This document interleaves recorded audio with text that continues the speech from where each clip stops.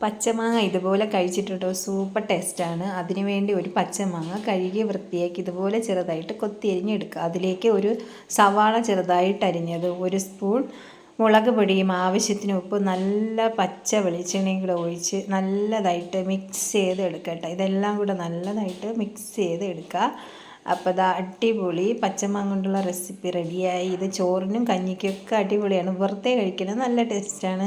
അപ്പോൾ വീഡിയോ ഇഷ്ടപ്പെട്ടെങ്കിൽ സബ്സ്ക്രൈബ് ചെയ്ത് സപ്പോർട്ട് ചെയ്യുക. അടുത്ത വീഡിയോയിൽ വീണ്ടും കാണാം. ഓക്കെ.